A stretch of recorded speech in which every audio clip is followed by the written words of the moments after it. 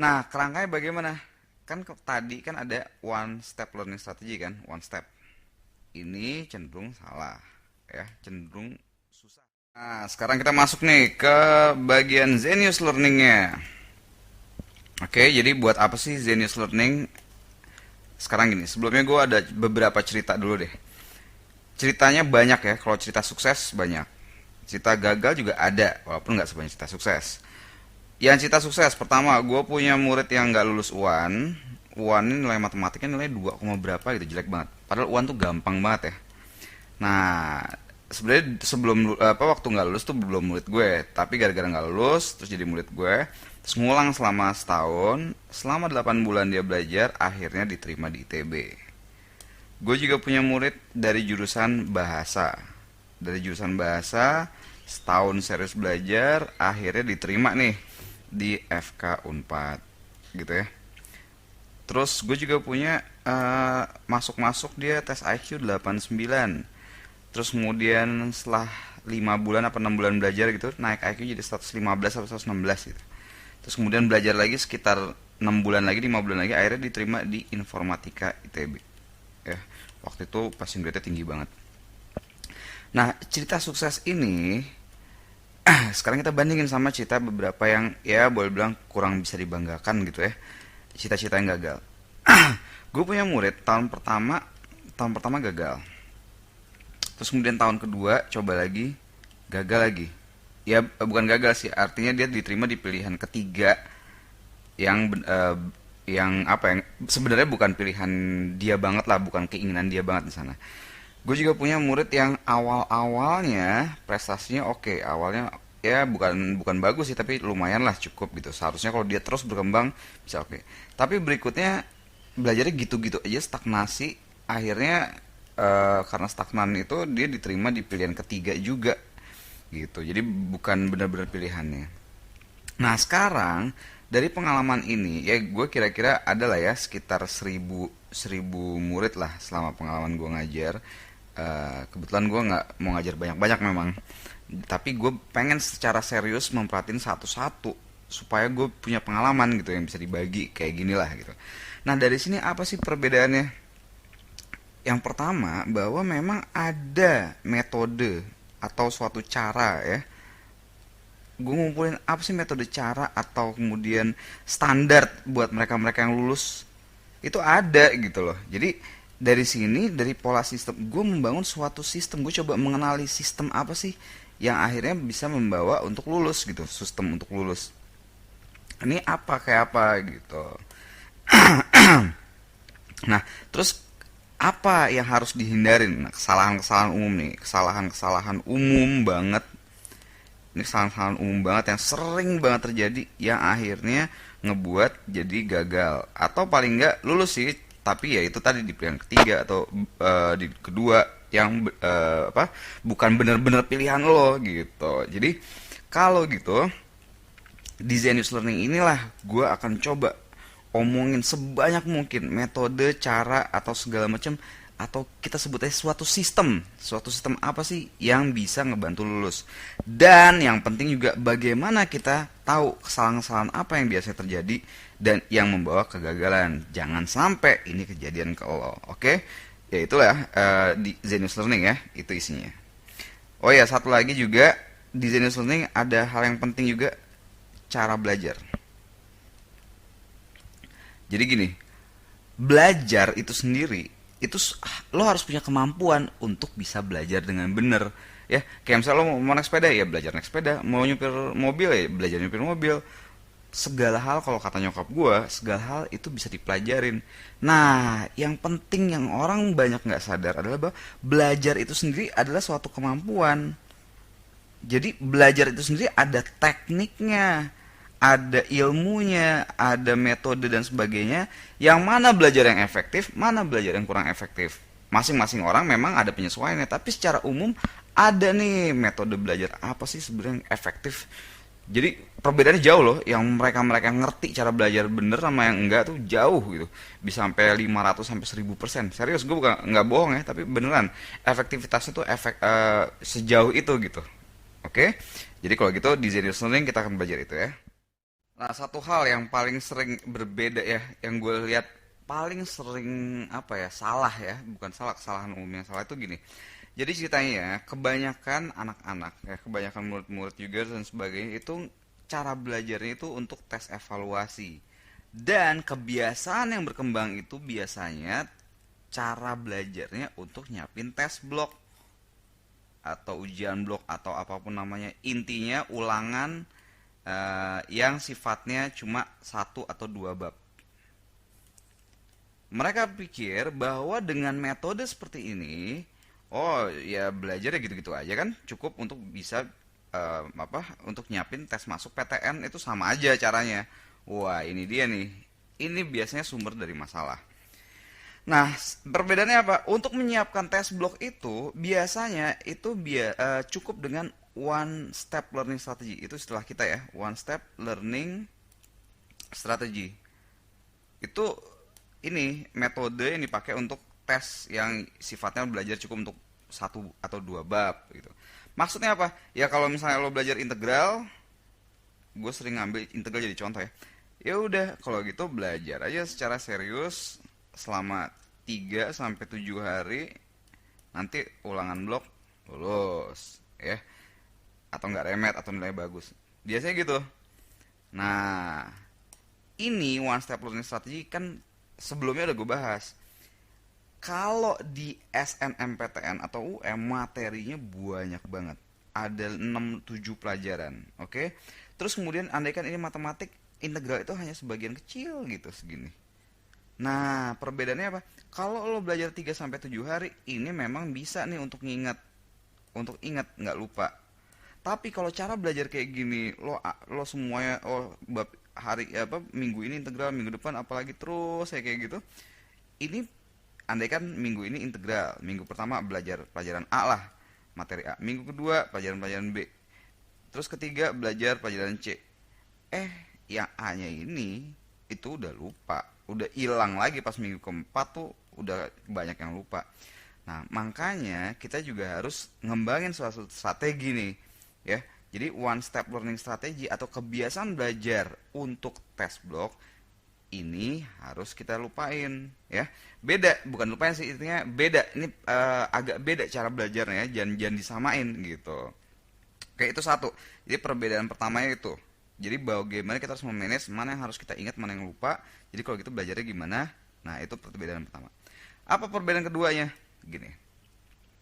Jadi kalau di bagian tes evaluasi, ya, di tes evaluasi itu kan ya tes evaluasi ini di prosedurnya udah jelas, udah dikasih tahu kayak apa, udah nanti tinggal tes ya sesuai aja dengan kurikulum yang ada gitu. Nah, kadang-kadang juga sebenarnya ada masalah nih untuk mempersiapkan ini tuh punya masalah gitu loh. Ya, misalnya nggak masuk atau apa. Kenapa? Kalau belajar itu kadang-kadang susah atau apa? Karena biasanya bab-bab yang lo pelajarin di kelas 3 itu sifatnya udah bersifat kompleks. Artinya dia membutuhkan dasar-dasar dari bab-bab lainnya. Contoh untuk belajar integral lo harus nguasain turunan. Untuk bisa turunan, ya lo harus punya dasar yang kuat dalam aljabar. Ya, aljabar atau fungsi. Gitu. Nah, terus juga selain itu untuk kerjaan volume dan apa namanya? Luas luas di bawah kurva gitu ya. Kan banyak tuh murid-murid gue, aduh udah ajarin gue integral dong gini gini gini gini, luas susah gini apa volume. Terus gue cek sebenarnya mereka bisa di bagian integralnya bisa, tapi bagian dasar ini coba bikin grafiknya. Nah lo ternyata bikin grafiknya nggak bisa misalnya. Ternyata masalahnya bukan di integral tapi dibikin grafiknya. Grafik ini dasarnya belajar tentang fungsi dan diagram kartesius. Terus juga begitu ada soal-soal integral tertentu yang berhubungan dengan trigonometri nggak bisa. Nggak bisanya bukan karena nggak bisa di integralnya, tapi ternyata dasar trigonometrinya nggak kuat. Nah lo lihat tuh, untuk belajar integral itu mapnya atau peta perjalanannya itu seperti ini gitu loh. Dan juga di sini aljabar ada lagi dasar-dasarnya, ya mungkin dasar-dasar pelajaran waktu SMP gitu ya. Nah, di di Zenius nanti cara belajar seperti ini kita harus bisa ngatur supaya apa? Supaya foundationnya kuat, kemudian udah tahu nih, oh untuk belajar integral mana yang harus didahuluin, mana yang harus dijadikan dasar prasyarat-prasyaratnya gitu. Supaya apa? Supaya penguasaannya benar-benar mantap. Karena ingat loh, kalau di tes seleksi yang diuji adalah benar-benar kemampuan yang sangat mendasar ya. Yang diuji itu benar-benar istilahnya seberapa jauh sih lo jadi master, benar-benar sejago mungkin lah gitu. Jadi emang lo harus bener-beneran apa menguasai gitu ya. Nah kalau gitu one step learning strategy itu udah beda, nggak bisa dipakai di sini. Nah kalau gitu, kalau bukan one step learning strategy seperti apa? Gitu ya. Oke, kita bahas berikutnya. Sebelumnya gue punya cerita kan, ada cara yang sukses, ada cara yang membuat gagal, ya nggak? Nah, sebenarnya pengalaman yang gagal dulu nih, kebiasaan-kebiasaan apa sih yang biasanya membuat gagal? Biasanya pertama tuh yang paling gue semuin itu tadi, one step learning strategy. One step learning strategy. Artinya begitu mau belajar integral, ya udah belajar aja terus integralnya gitu. Itu emang benar kalau lo udah nguasain dasar-dasarnya, lo udah nguasain prasyaratnya nggak apa-apa, langsung masuk ke bab itu, serius. Oke. Tapi kalau belum, jangan coba-coba karena nggak efektif ya gitu. Kedua apa? Nah ini penting banget nih, banyak banget yang belajar untuk SNMPTN karena waktunya mepet gini-gini. Ya udah kalau gitu strategi adalah cara cepat, woi, atau rumus cepat ya. Sebenarnya gini, salah nggak sih sebenarnya pakai ini? Dibilang salah bisa, dibilang nggak salah juga bisa. Nanti gue akan bicara lebih lanjut tentang cara cepat. Jadi banyak kan berpikir, oh ya udah belajarnya pakai rumus-rumus, hafalin rumus-rumus yang banyak, makin hafal, kemudian latihan soal-soal, hafal, latihan soal-soal. Ini tuh cara lama ya. Jelas-jelas pembuat soal berharap lo menjadi orang itu tadi, tes seleksi. Kan yang pengen dilihat ya udah kemampuan lo, kecerdasan lo, kreativitas, dan kemudian kemampuan lo memecahkan masalah, problem solving gitu kan. Kalau misalnya cuma ngafalin doang soal-soal, semua orang juga bisa ngelakuin itu, ya nggak? Ngafalin rumus, masukin ke soal-soal, masukin rumus, masukin soal-soal. Ya belajar cara cepat sebanyak-banyaknya, hafalin sebanyak-banyaknya. Kalau kayak gitu bisa dikerjain dengan cara kayak gitu, berarti yang unggul mereka-mereka yang cuma memori kuat dong. Sedangkan pembuat soal kan butuhnya yang ini nih. Nah, soalnya didesain sedemikian rupa supaya nggak bisa diakalin dengan cara gini. Ini gue sedikit cerita ya. Kebanyakan mereka-mereka yang nggak lulus tahun pertama, kan gue juga buka kelas alumni lah istilahnya, yang nggak lulus pilihan pertama. Terus kemudian gue tanya, menurut lo nggak lulus kenapa? Selalu jawabannya adalah kurang waktu. Waduh, gue persiapannya kurang nih, waktunya kurang. Kurang waktu untuk persiapan.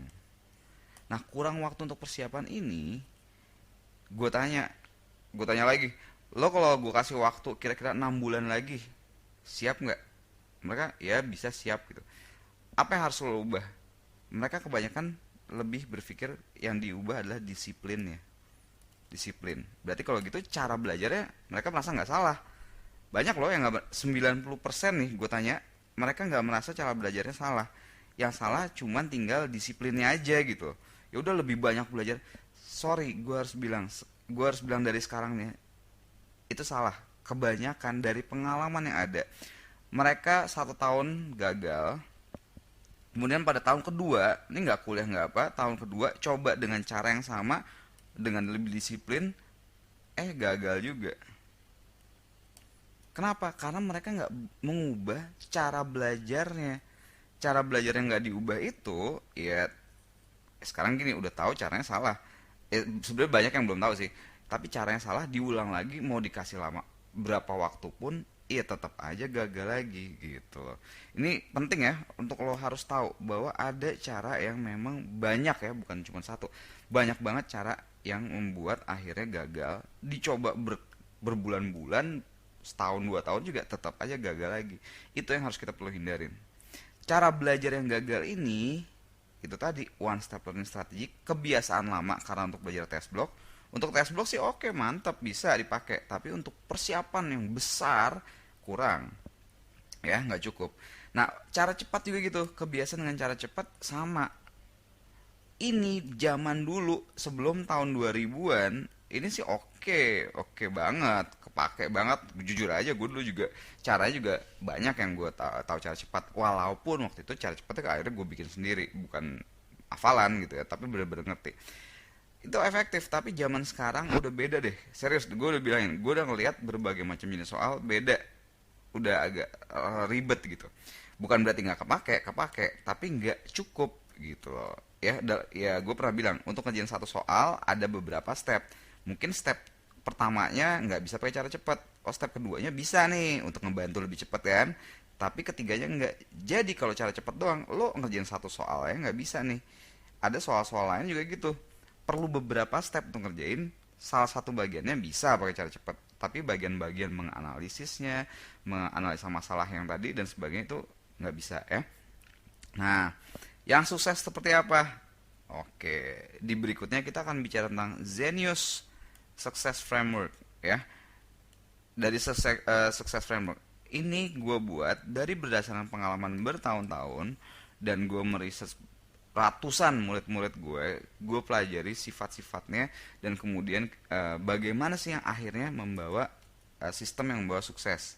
Terlepas dari seberapa cerdas lo memulai, ya misalnya let's say lo merasa bahwa IQ lo cuma 100 atau di bawah 100 atau 90, apakah bisa? Bisa aja. Gue punya pengalaman banyak kok dengan murid yang kata orang bodoh, bahkan dicap gurunya sampah.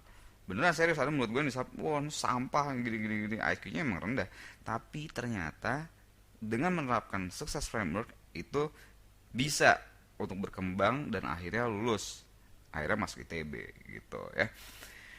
Oke, berikutnya kita akan bicara tentang sukses framework. Apa sih metode yang sukses itu? Oke, sekarang gue mau bicara tentang Zenius Success Framework.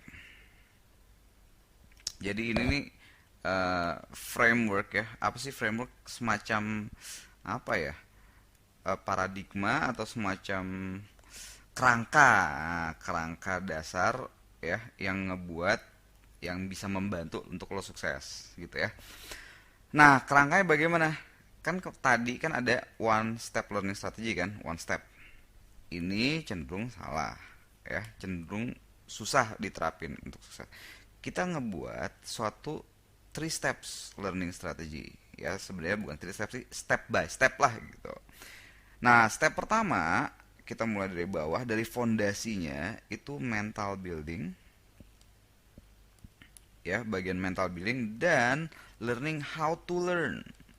Ini penting, ini fondasi paling dasar. Ini dulu bagian sininya.